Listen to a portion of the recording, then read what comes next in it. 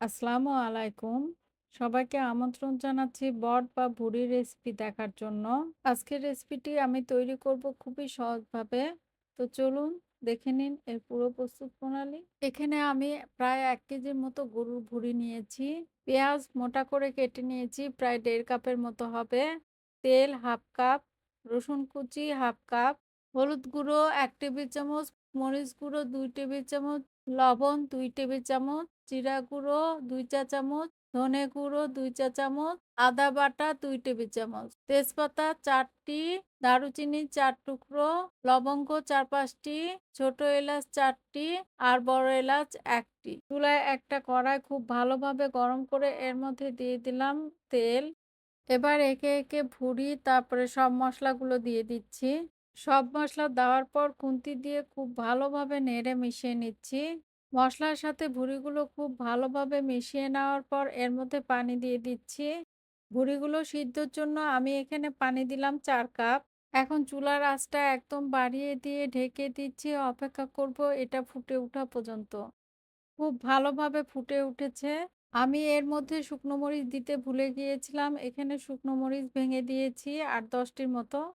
ভালোভাবে নেড়ে চুলার আঁচটা মাঝারি করে দিয়ে ঢেকে দিচ্ছি। অপেক্ষা করব এটা খুব ভালোভাবে সিদ্ধ হওয়া পর্যন্ত। তবে ঢাকনাটা খুলে অবশ্যই মাঝে, মাঝে নেড়ে দিতে হবে। এক চুলায় ভুঁড়িগুলো সিদ্ধ করতে দিয়ে আরেক চুলায় আমি আলু ভেজে নিচ্ছি। আলুগুলো আমি ঠিক ভুঁড়ির মতো সাইজ করে কেটে নিয়েছি। এতে দেখতেও সুন্দর লাগবে আর খেতেও ভালো লাগবে। এখানে ২ কাপ আলু আছে আর আলু ভাজার সময় ১ টেবিল চামচ তেল, ১/২ চা চামচ লবণ আর ১/২ চা চামচ হলুদ দিয়েছিলাম। খুব সুন্দর লাল, লাল করে ভেজে নিয়েছি। এরকম লাল, লাল করে ভেজে নিলেই ভুঁড়িটা খেতে অনেক ভালো লাগে। ভুঁড়িগুলো আমি ঢাকনাটা খুলে মাঝে, মাঝে নেড়ে দিয়েছিলাম। আমি চেক করে দেখেছি খুব ভালোভাবে সিদ্ধ হয়ে গিয়েছে। এটা সিদ্ধ হতে প্রায় ২.৫ ঘন্টার মতো সময় লেগেছে।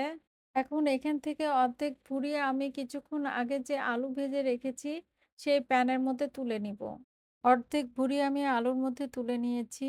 আমি ২ চুলায় দুটো রান্না করছি, একটা আলু দিয়ে আর একটা আলু ছাড়া। এখন অনবরত নেড়ে, নেড়ে এগুলো ভাজা, ভাজা করে নিতে হবে। নাড়তে, নাড়তে যখন এটা তেলের উপর উঠে এসেছে আর গায়ের মধ্যে ছিটে আসছে, তখন বুঝবেন যে এটা ভাত দিয়ে খাওয়ার জন্য রেডি। এতগুলো ভুঁড়ি তো একবারে খেয়ে শেষ করা যাবে না। যতবার এটা খাওয়ার আগে গরম করব, তত এটার স্বাদ বেড়ে যাবে। ব্যাস হয়ে গিয়েছে। এখন চুলাটা বন্ধ করে দুটোই সার্ভ করে নেব। ২ প্লেটের ভুঁড়ি দেখতে একই রকমই লাগছে। কোনটার মধ্যে আলু দিয়েছি তা বোঝাই যাচ্ছে না। সবাই ভালো থাকবেন। আজ এই পর্যন্তই। আল্লাহ হাফেজ।